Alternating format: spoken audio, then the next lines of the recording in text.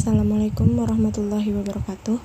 Perkenalkan, nama saya Nuraska Hairunisa dengan NIM 22143009 dari kelas Asuransi Syariah A pada mata kuliah Ekonomi Mikro kali ini yang didosen pengampu oleh Bapak Trisna Taufik Darmawansyah ME.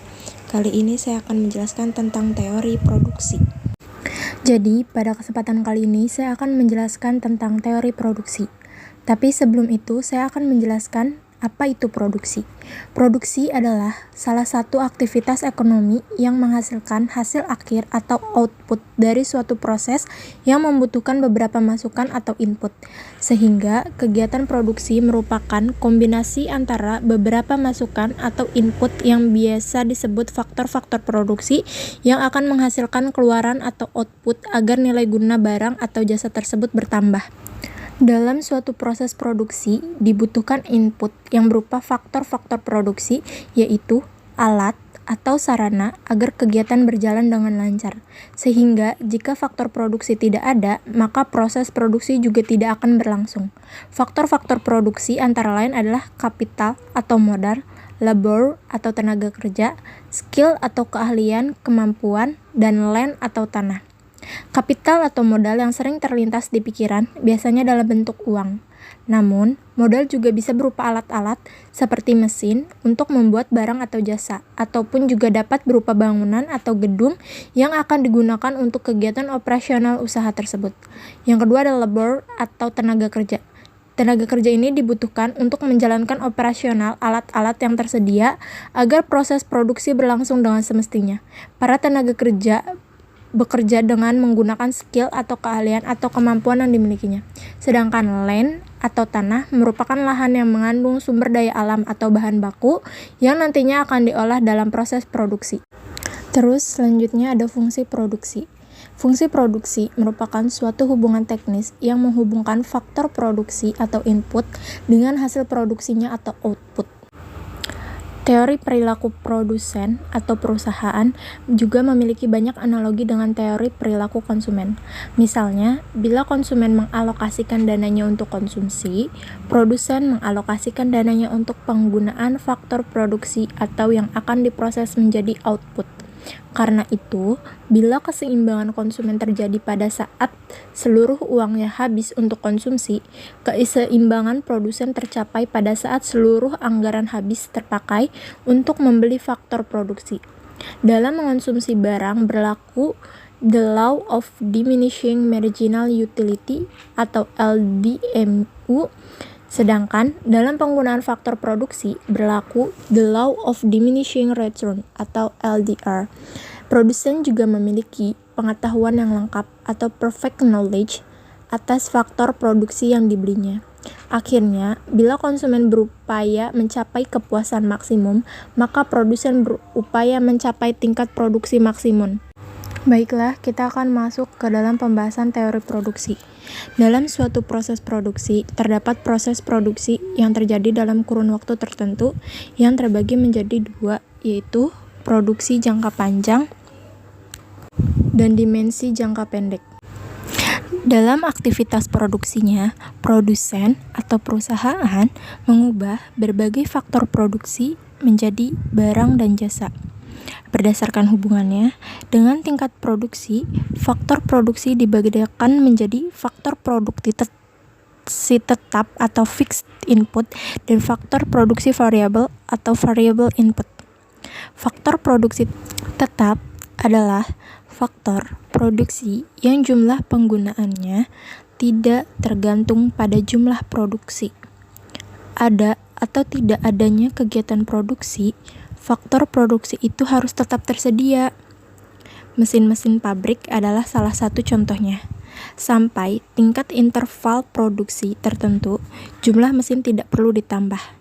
Tetapi, jika tingkat produksi menurun, bahkan sampai 0 unit atau tidak berproduksi, jumlah mesin tidak bisa dikurangi. Jumlah penggunaan faktor produksi variabel itu tergantung pada tingkat produksinya. Jika makin besar tingkat produksi, maka makin banyak faktor produksi variabel yang digunakan. Begitu juga sebaliknya. Nah, buruh harian lepas di pabrik rokok adalah contohnya. Jika perusahaan ingin meningkatkan produksi, maka jumlah buruh hariannya ditambah. Sebaliknya, jika ingin mengurangi produksi, maka buruh harian dapat dikurangi. Pengertian faktor produksi tetap dan faktor produksi variabel terkait erat dengan waktu yang dibutuhkan untuk menambah atau mengurangi faktor produksi tersebut. Seperti contohnya, mesin dapat dikatakan sebagai faktor produksi tetap karena dalam jangka pendek atau kurang dari setahun susah untuk ditambah atau dikurangi. Sebaliknya, buruh dapat dikatakan faktor produksi variabel karena jumlah kebutuhannya dapat disediakan dalam waktu kurang dari 1 tahun. Dalam jangka panjang atau long run dan sangat panjang atau very long run, semua faktor produksi sifatnya variabel. Perusahaan dapat menambah atau mengurangi kapasitas produksi dengan menambah atau mengurangi mesin produksi.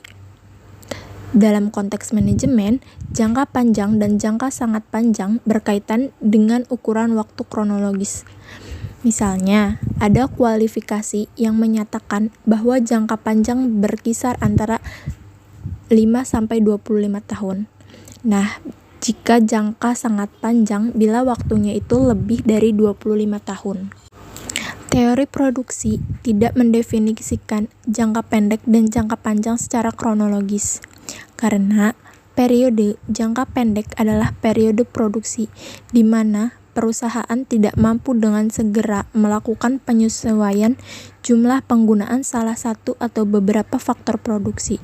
Begitu pula periode jangka panjang adalah periode produksi di mana semua faktor produksi menjadi faktor produksi variabel.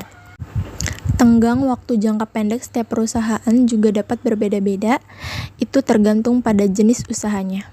Perusahaan yang memproduksi barang-barang modal, periode jangka pendeknya barangkali 5 tahun, sebab perusahaan membutuhkan waktu minimal 5 tahun untuk menambah kapasitas produksi dengan menambah mesin. Perusahaan yang bergerak di bidang industri pengolahan, periode jangka pendeknya lebih singkat, karena perusahaan yang mengolah makanan seperti makanan kalengan, periode jangka pendeknya itu barangkali hanya 2 atau 3 tahun. Nah, jika kalian bertanya, adakah perusahaan yang jangka pendeknya kurang dari 1 tahun? Jawabannya itu ada. Seperti misalnya itu restoran kelas menengah ke bawah yang faktor produksi tetapnya adalah rumah dan peralatan masak atau makan. Itu mereka mampu menyesuaikan kapasitas produksi dalam tempo kurang dari 1 tahun. Bahkan, pedagang bakso keliling yang faktor produksinya tetapnya hanya berupa gerobak dorong, mangkok, dan kompor, periode jangka pendeknya hanya sebulan. Nah, yang kedua itu ada model produksi dengan satu faktor produksi variabel.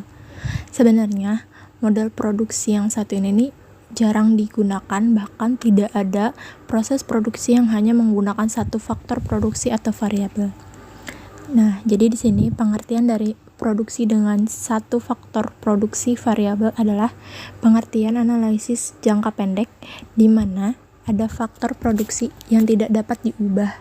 Nah, ketika mencoba memahami proses alokasi faktor produksi oleh perusahaan, ekonom membagi faktor produksi menjadi barang modal atau kapital dan tenaga kerja atau labor. Hubungan matematis penggunaan faktor produksi yang menghasilkan output maksimum disebut fungsi produksi, seperti rumus di atas, di mana Q sama dengan F, K, L. Nah, jadi si Q-nya ini tingkat output, K ini artinya barang modal, dan L ini tenaga kerja atau buruh. Dalam model produksi satu faktor produksi variabel, barang modal dianggap sebagai faktor produksi tetap. Keputusan produksi ditentukan berdasarkan alokasi efisiensi tenaga kerja. Nah, model produksi dengan satu faktor produksi variabel ini dapat dibagi lagi. Yang pertama ada produksi total, produksi marginal, dan produksi rata-rata. Jadi di sini maksud dari produksi total atau total produk adalah banyaknya produksi yang dihasilkan dari penggunaan total faktor produksi. Produksi marginal ini adalah tambahan produksi karena penambahan penggunaan satu unit faktor produksi. Nah, ada juga produksi rata-rata atau average product. Jadi average product ini adalah rata-rata output yang dihasilkan per unit faktor produksi. Seperti ada rumus di atas itu yang produksi total itu di mana rumusnya itu TP sama dengan F K, L. Nah, di mana si TP ini yang berarti produksi total, si K ini artinya barang modal yang dianggap konstan, dan L ini dianggap sebagai tenaga kerja atau buruh. Jadi, secara matematis, TP ini akan maksimum apabila turunan pertama dari fungsi nilainya sama dengan 0. Turunan pertama TP adalah MP atau persamaan, maka TP maksimum pada saat MP sama dengan 0. Nah, yang kedua ini ada produksi marginal. Seperti rumus di atas, rumus dari fungsi produksi marginal ini adalah MP sama dengan TP dibagi ATP dikurangin AL. Jadi di mana MP ini yang berarti produksi marginal. Nah, perusahaan ini dapat terus menambah tenaga kerja selama si MP ini lebih dari 0. Nah, jika si MP ini sudah kurang dari 0, maka penambahan tenaga kerja justru mengurangi produksi total. Penurunan nilai MP ini merupakan indikasi telah terjadinya hukum pertambahan hasil yang semakin menurun atau the law of diminishing return. Nah, kemudian ada produksi rata-rata. Seperti rumus di atas, produksi rata-rata ini rumusnya AP sama dengan TP dibagi L, yang dimana si AP-nya ini merupakan produksi rata-rata. AP akan maksimum bila turunan pertama fungsi AP adalah 0.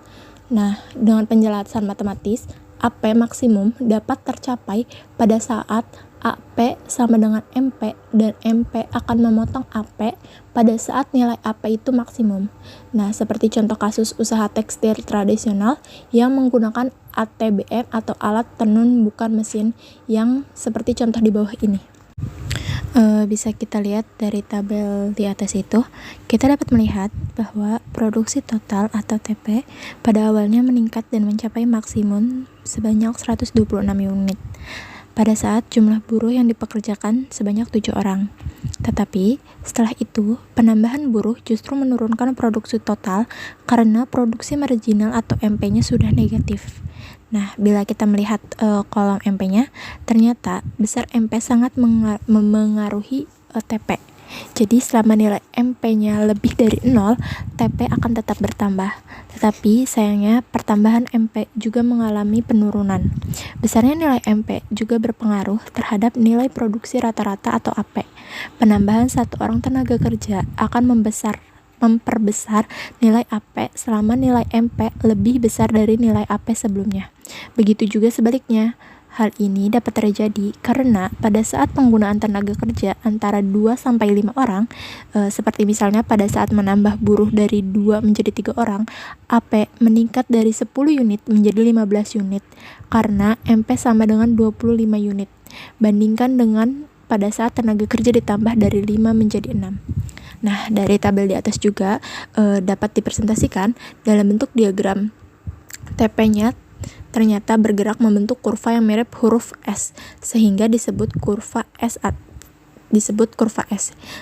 Hukum dari pertambahan hasil yang semakin menurun menyebabkan kurva MP membentuk parabola sampai menyentuh sumbu horizontal, yaitu MP sama dengan 0. Jika kurva MP telah lebih rendah dari sumbu horizontal, maka MP-nya itu kurang dari 0. Penambahan tenaga kerja justru menurunkan produksi total atau slope kurva TP menjadi negatif. Kurva AP bergerak sepola dengan kurva MP. Sebelum titik potong AP dan MP, nilai AP selalu di bawah MP. Setelah itu, AP di atas MP.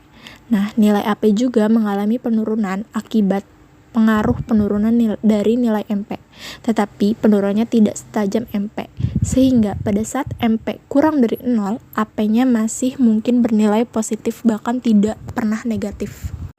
Nah, selanjutnya itu ada yang B, yaitu 3 tahap produksi.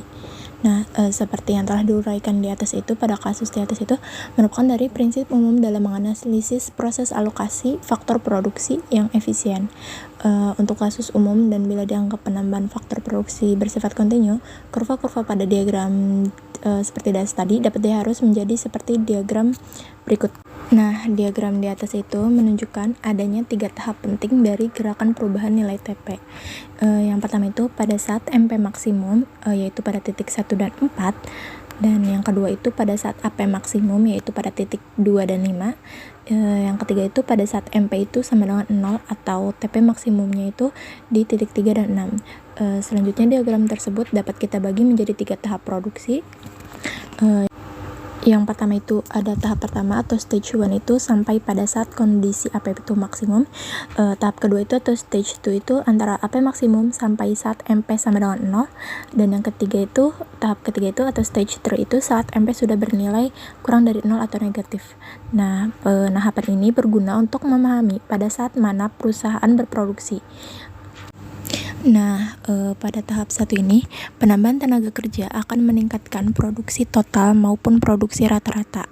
Karena itu, hasil yang diperoleh dari tenaga kerja masih jauh lebih besar dari tambahan upah yang harus dibayarkan.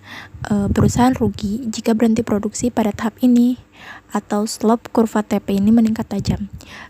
Yang kedua itu pada tahap kedua, karena berlakunya LDR, baik produksi marginal maupun produksi rata-rata akan mengalami penurunan. Namun demikian, nilai keduanya itu masih bersifat positif.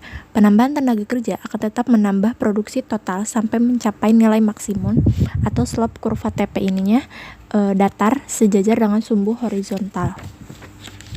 Pada tahap 3, perusahaan tidak mungkin melanjutkan produksi karena penambahan tenaga kerja ini justru menurunkan produksi total dan perusahaan akan mengalami kerugian. Slope kurva TP-nya itu bersifat negatif. Nah, dengan demikian perusahaan sebaiknya berproduksi pada di tahap 2. Yang menjadi pertanyaannya itu kenapa di titik mana perusahaan itu berhenti menambah tenaga kerja? Nah, jawabannya itu secara matematis perusahaan akan berhenti menambah tenaga kerja pada saat tambahan biaya atau marginal cost-nya yang harus dibayarkan adalah sama dengan tahapan dan tambahan pendapatan atau marginal revenue yang diterima. Jika tambahan biaya masih lebih kecil dari tambahan pendapatan, perusahaan akan menambah tenaga kerja. Begitu pula sebaliknya. Nah, tahapan tambahan biaya dalam hal ini adalah upah atau wage tenaga kerja. Tahapan pendapatan adalah produksi marginal dikalikan dengan harga jual barang. Nah, jika upah dinotasikan sebagai W, sedangkan harga jual barang dinotasikan sebagai P, maka alokasi tenaga kerja ini dianggap efisien apabila W sama dengan MP. Nah, yang C ini ada perkembangan teknologi. Kemajuan teknologi dapat membuat tingkat produktivitasnya itu meningkat.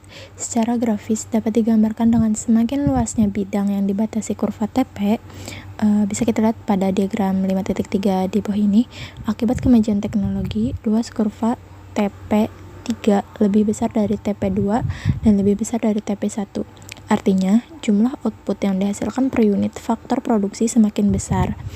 Nah, dari diagram 5.3 ini juga tampak bahwa Q3 per L1 lebih besar dari Q2 per L1, lebih besar pula dari Q1 per L1. Yang perlu direnungkan adalah apabila nilai AP itu meningkat, berarti efisiensinya itu meningkat.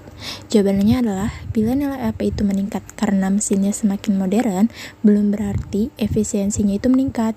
Studi empiris yang dilakukan 20 tahun terakhir ini menunjukkan bahwa ada yang lebih penting dari sekedar memodernisasi mesin, yaitu memodernisasi sumber daya manusia atau SDM, terutama dengan mengubah cara berpikir dan sikap hidup. Dengan modernisasi SDM, kemajuan teknologi akan meresap ke dalam diri manusia atau embodied teknologi dan mendorong peningkatan efisiensi. Seorang ekonom senior juga, yaitu Paul Krugman ini menggunakan konsep ini untuk menjelaskan mengapa negara-negara yang dikenal sebagai macan Asia atau Asia Timur ini mengalami krisis ekonomi di akhir dasawarsa ini. Nah, salah satu jawabannya itu karena pertumbuhan ekonomi Asia Timur ini seperti halnya di Rusia lebih disebabkan oleh pertambahan penggunaan faktor produksi atau barang modal dan tenaga kerja. Tidak ada peningkatan efisiensi yang signifikan. Nah, oleh karena itu, ukuran efisiensi dengan menggunakan angka AP harus ditinjau ulang. Paul Krugman kemudian juga mengusulkan TFP atau Total Factor Productivity sebagai ukuran efisiensi. Pada prinsipnya, metode ini ingin memisahkan pengaruh barang modal, teknologi, dan sumber daya manusia atau SDM ini terhadap pertumbuhan ekonomi. Dari pemisahan itu akan terlihat apakah ada kemajuan efisiensi yang signifikan. Angka pertumbuhan TFP yang besar mengindikasikan perkembangan efisiensi yang semakin signifikan.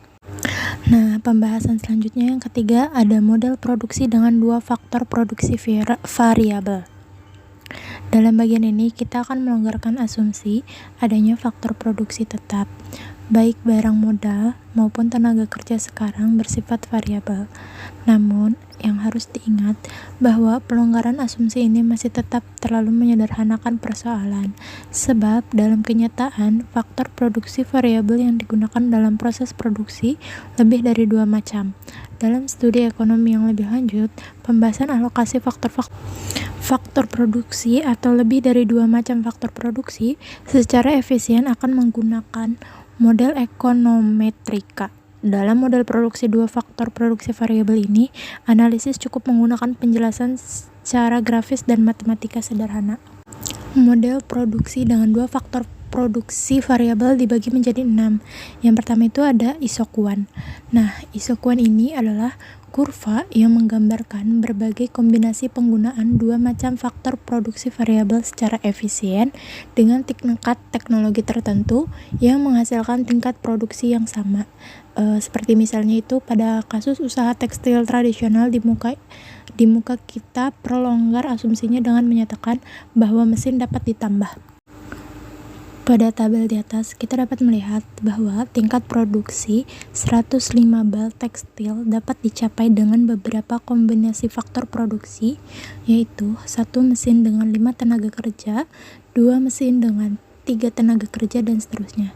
Selanjutnya, kita dapat menurunkan kurva isokuan seperti berikut. Nah, ada juga asumsi-asumsi isokuan yang dibagi menjadi 4. Yang pertama, konveksivitas. Yang kedua, penurunan nilai MRTS. Yang ketiga, ada hukum pertambahan hasil yang semakin menurun. Dan yang keempat, ada daerah produksi yang ekonomis. Nah, jadi di sini saya akan menjelaskan asumsi yang pertama, yaitu konveksivitas. Asumsi konveksivitas atau convexity analogi dengan asumsi pada pembahasan perilaku konsumen, yaitu kurva indiferensi yang menurun dari kiri atas ke kanan bawah atau downward sloping. Produsen dapat melakukan berbagai kombinasi penggunaan dua macam faktor produksi untuk menjaga agar tingkat produksi tetap. Kesediaan produsen untuk mengorbankan faktor produksi yang satu demi menambah penggunaan faktor produksi yang lain untuk menjaga tingkat produksi pada isokuan yang sama disebut derajat teknik substitusi faktor produksi atau marginal rate of technical substitution atau MRTS. MRTS IK adalah bilangan yang menunjukkan berapa unit faktor produksi L harus dikorbankan untuk menambah 1 unit faktor produksi K pada tingkat produksi yang sama. Nah, jika L adalah tenaga kerja dan K adalah barang modal atau mesin, maka MRTS IK adalah berapa unit tenaga kerja yang harus dikorbankan untuk menambah 1 unit mesin demi menjaga produksi pada tingkat yang sama. Dasar pertimbangan substitusi faktor produksi adalah perbandingan rasio produktivitas. Perhatikan diagram 5.5 berikut ini. Jika produsen ingin mengubah kombinasi faktor produksi dari titik A ke titik B, maka tambahan output karena menambah 1 unit L adalah sama dengan produksi marginal L atau MPL dikali dengan perubahan L atau MPL dikali duL. Pengurangan output karena pengurangan faktor produksi K adalah sama dengan produksi marginal K atau MPK dikali dengan perubahan K atau MPK dikali du K. Karena bergerak pada sistem isokuan yang sama, maka pertambahan output sama dengan 0 atau MPL dikali duL plus MPK dikali duK sama dengan 0. Asumsi isokuan yang kedua yaitu adalah penurunan nilai MRTS atau diminishing of MRTS. Sama halnya dengan konsumen, produsen menganggap makin mahal faktor produksi yang semakin langka. Itulah sebabnya mengapa nilai MRTS IK makin menurun atau sama dengan hukum LDR. Dalam kasus-kasus tertentu, nilai MRTS akan konstan atau 0. MRTS konstan apabila kedua faktor produksi bersifat substitusi sempurna atau perfect substitution, seperti pada diagram 5.6 di atas yang bagian A itu menunjukkan faktor produksi substitusi sempurna. Nah, jika MRTS adalah 0 bila kedua faktor produksi mempunyai hubungan proporsional tetap atau fixed proportion production function seperti ditunjukkan oleh diagram 5.6b di atas itu yang menunjukkan faktor produksi proporsional tetap. Nah, yang ketiga ada hukum pertambahan hasil yang semakin menurun atau the law of diminishing return. Yang di muka telah diuraikan bahwa dalam penggunaan dua macam faktor produksi juga berlaku hukum LDR atau law of diminishing return. Bisa kita lihat pada diagram 5.7 di atas, Q60, Q80, dan Q90 adalah isokuan dengan tingkat produksi masing-masing yaitu 60, 80, dan 90 unit. Penurunan hasil tenaga kerja atau L dapat dilihat dengan menarik garis A, B, dan C. Jika kita berproduksi dengan faktor produksi mesin atau K sebanyak G unit, penambahan L sebanyak AB unit menambah output sebanyak 20 unit. Tetapi penambahan berikutnya dengan jumlah yang sama atau BC sama dengan AB hanya menambah output sebanyak 10 unit. Penurunan hasil K dapat dilihat misalnya pada saat jumlah L sama dengan M unit, bisa diperhatikan pada garis DBE. Awalnya untuk menambah 20 unit output cukup menambah DB unit K, tetapi ketika akan menambah output 10 unit lagi atau EQ80 ke EQ90, jumlah unit mesin yang ditambah jauh lebih besar yaitu BE unit atau lebih banyak dari DB unit. Nah, yang keempat itu ada daerah produksi yang ekonomis atau relevance range of production. Pada saat membahas model produksi satu faktor produksi variabel, telah dapat disimpulkan bahwa daerah produksi ekonomis perusahaan adalah daerah pada tahap 2. Prinsip yang sama berlaku untuk model produksi dua faktor produksi. Bisa kita lihat pada diagram 5.8a di atas yang menggambarkan bahwa batas antara titik A dan B adalah batas daerah produksi yang ekonomis atau relevance range of production.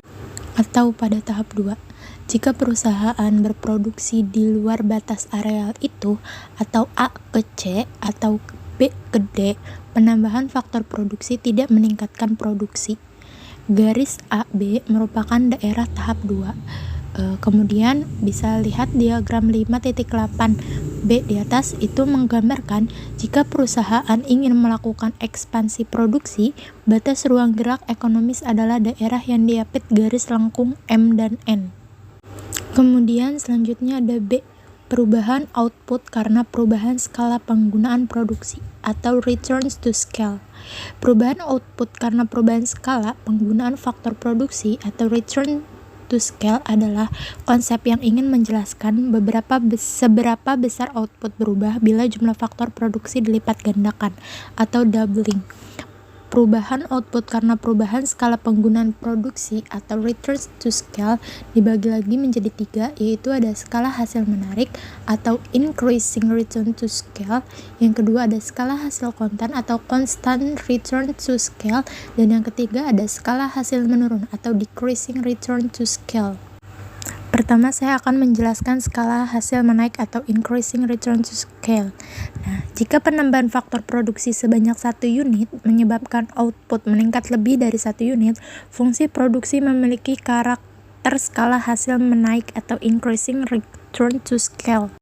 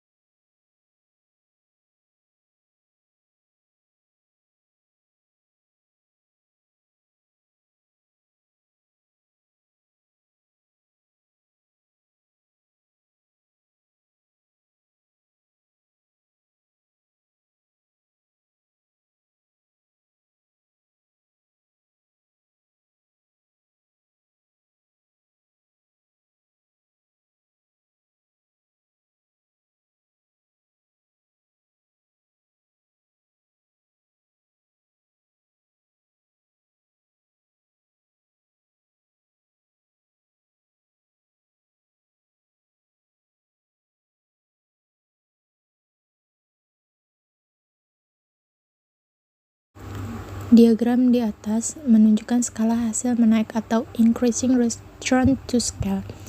Diagram 5.9 di atas itu menunjukkan bila penggunaan mesin dan tenaga kerja dilipat gandakan atau K1 ke K2, output meningkat lebih dari 2 kali lipat.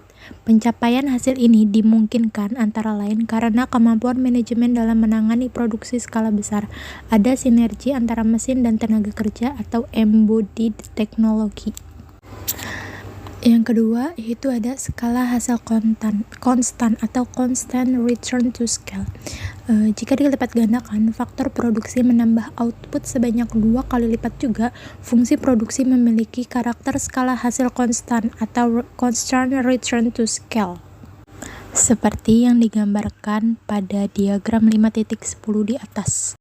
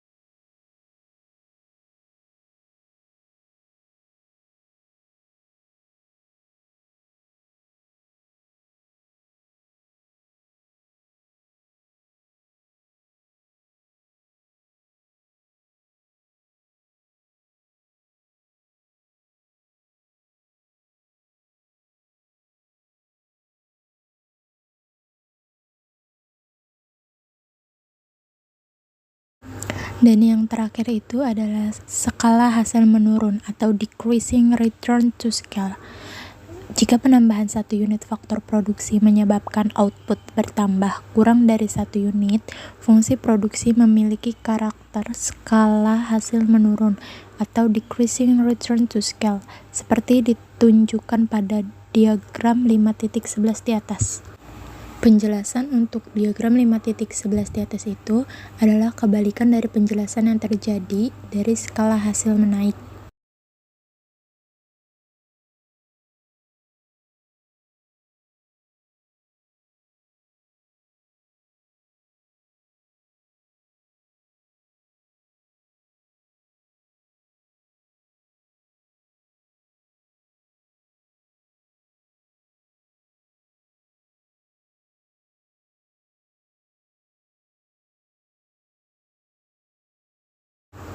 Kemudian yang C adalah perkembangan teknologi.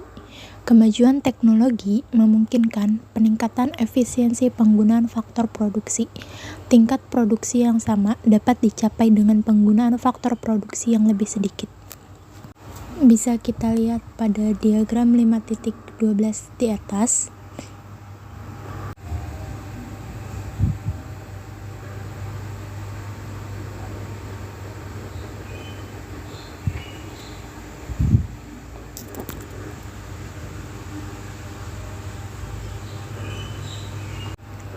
Diagram 5.12 di atas itu menggambarkan hal tersebut karena kemajuan teknologi, tingkat produksi 90 unit atau Q90 pada periode pertama dapat dicapai dengan penggunaan faktor produksi yang lebih sedikit atau Q90 periode kedua. Seorang ekonom bernama Hicks mengklasifikasikan kemajuan teknologi berdasarkan pengaruhnya terhadap kombinasi penggunaan faktor produksi.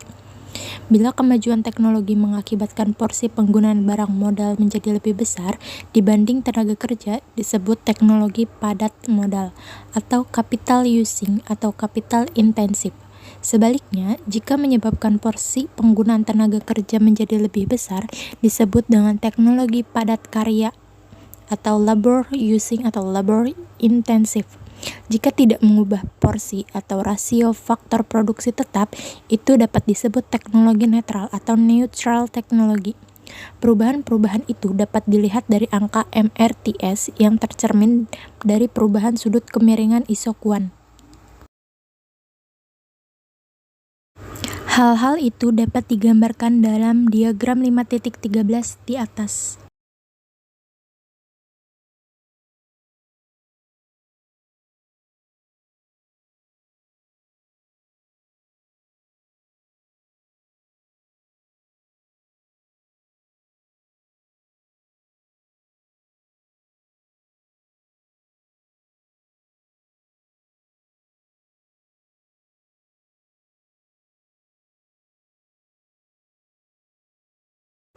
Teknologi harus melewati 3 tahap sebelum dapat memengaruhi efisiensi. Tahap pertama itu adalah penemuan atau invention. Riset-riset ilmu pengetahuan bertujuan menemukan teknologi-teknologi baru untuk proses produksi, tetapi hasil penemuan tidak ada artinya bila para produsen atau pengusaha tidak berani mengaplikasikannya dengan melakukan inovasi atau innovation.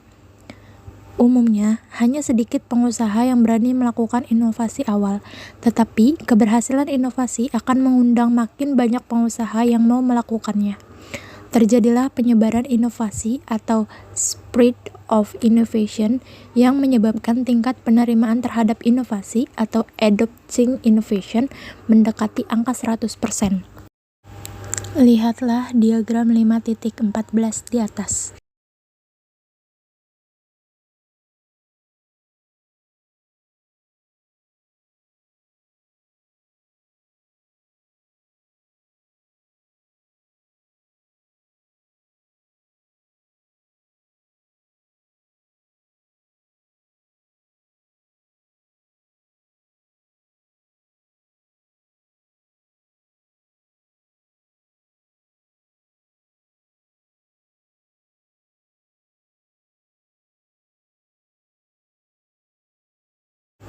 Diagram 5.14 di atas itu menggambarkan tingkat perkembangan penerimaan inovasi yang berbentuk kurva S atau S-curve.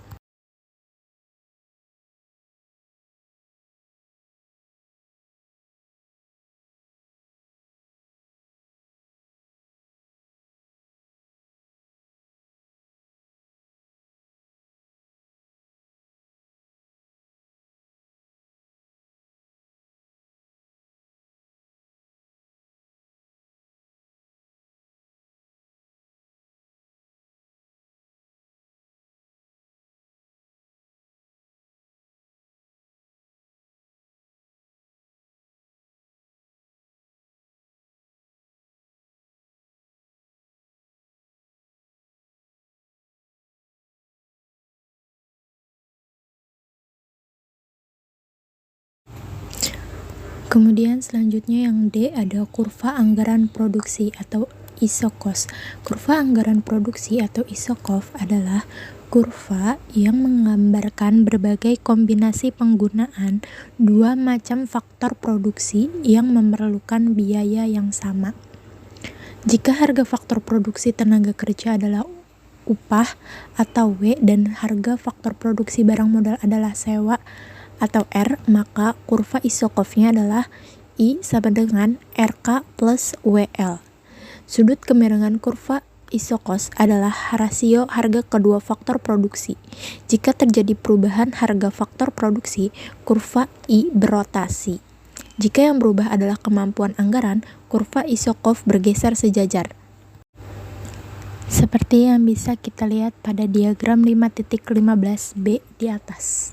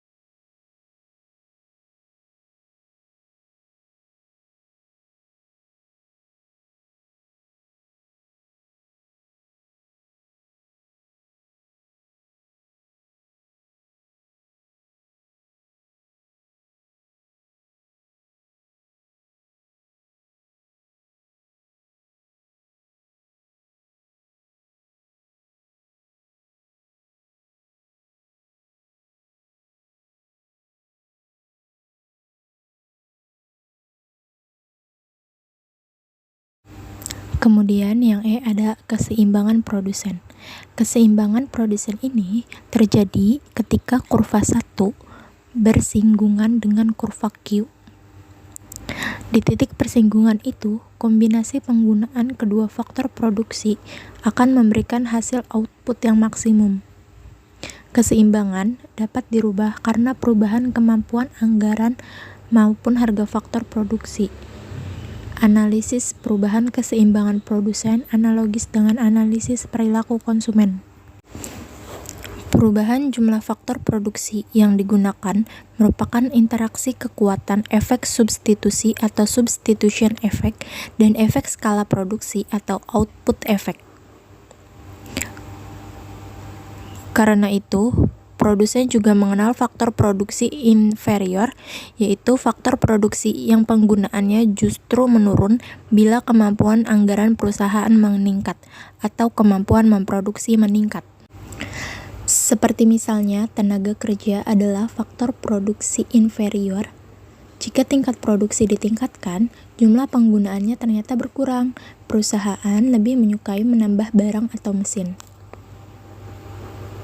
Dalam mencapai keseimbangannya, produsen selalu berdasarkan prinsip efisiensi, yaitu memaksimalisasi output atau output maximization, atau minimalisasi biaya atau cost minimalization. Prinsip maksimalisasi output menyatakan bahwa dengan anggaran yang sudah ditentukan, dicapai output maksimum. Seperti yang ditunjukkan pada gambar diagram 5.16a di atas.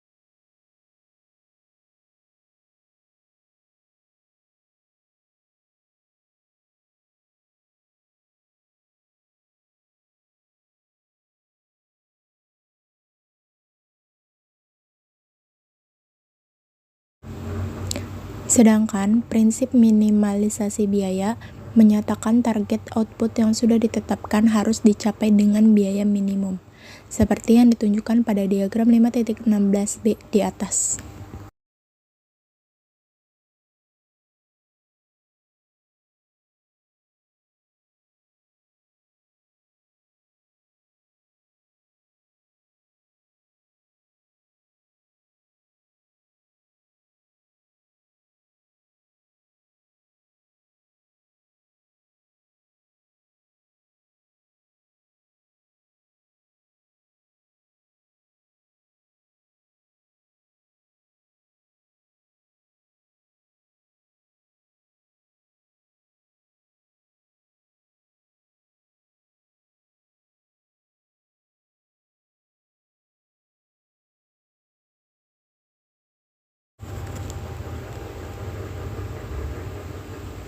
Keputusan maksimalisasi output atau minimalisasi faktor produksi sangat tergantung pada tujuan atau misi yang diemban perusahaan atau lembaga.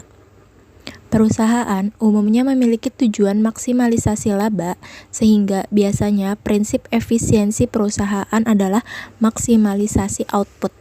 Tetapi, lembaga-lembaga yang tidak berorientasi laba maksimum atau nirlaba atau non-profit seperti lembaga-lembaga swadaya masyarakat menggunakan prinsip minimalisasi biaya. Pada kondisi-kondisi tertentu, perusahaan pun dapat menggunakan prinsip-prinsip minimalisasi biaya, seperti misalnya pada badan usaha milik negara atau BUMN yang bergerak di bidang penyediaan jasa publik tertentu menggunakan prinsip minimalisasi biaya.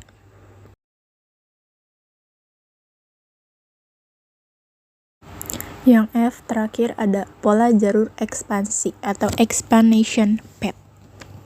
Tujuan perusahaan adalah memaksimalisasi laba.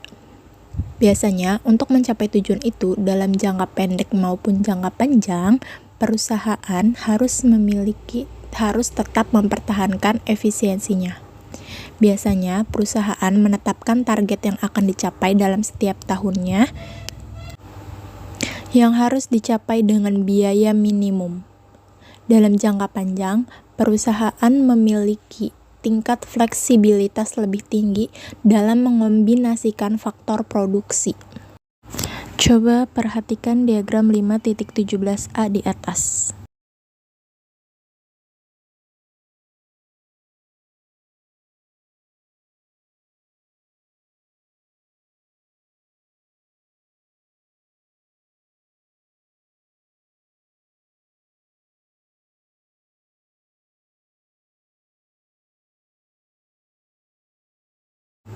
Diagram 5.17a di atas menunjukkan keseimbangan awal di titik A, persinggungan garis anggaran I1 dengan isokuan Q1. Dalam jangka pendek, jika perusahaan ingin mengubah kombinasi faktor produksi seperti di titik B atau C atau tetap pada Q1, anggaran produksi harus ditingkatkan sampai ke I2. Padahal, dalam jangka panjang, dengan anggaran sebesar I2, output tidak dapat dinaikkan ke Q2 dengan kombinasi penggunaan faktor produksi di titik D. Titik-titik keseimbangan tercapai pada tingkat MRTS yang konstan dan membentuk garis isoklin. Pada diagram 5.17a di atas itu menunjukkan bahwa titik-titik keseimbangan produsen adalah di titik A, D, K, L, dan seterusnya. Jika titik-titik keseimbangan tersebut dihubungkan, akan terbentuk garis isoklin OS. Garis isoklin OS tidak membentuk garis lurus, karena seperti telah dinyatakan, dalam jangka panjang perusahaan memiliki kemampuan mengubah kombinasi faktor produksi agar alokasi anggaran lebih efisien.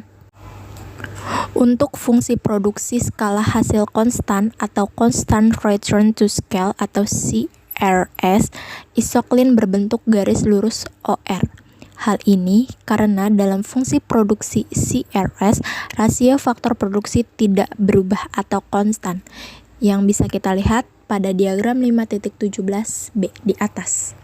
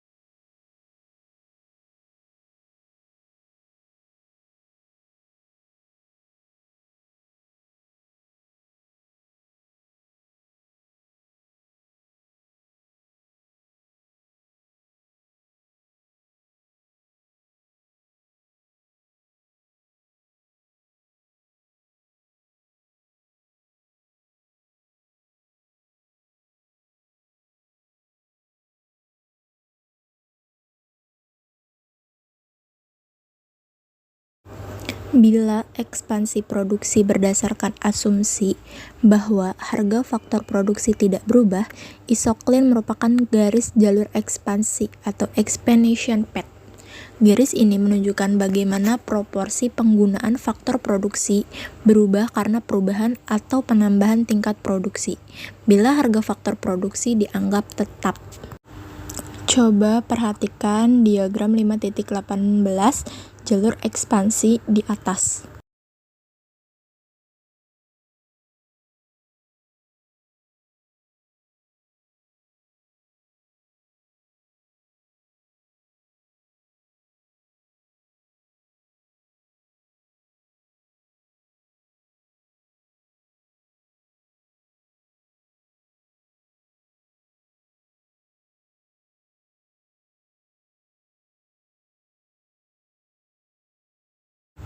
Pada diagram 5.18a di atas, itu menunjukkan jalur ekspansi pada umumnya.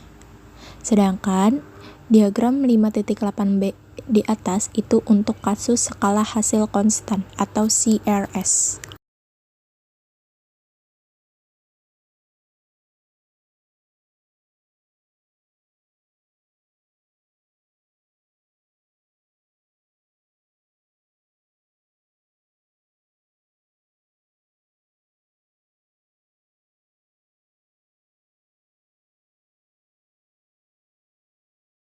Baik, dari materi-materi yang telah dikemukakan, dapat ditarik kesimpulan yaitu yang pertama, produksi merupakan kegiatan ekonomi yang mengubah input menjadi output atau memberi nilai pada suatu barang atau jasa.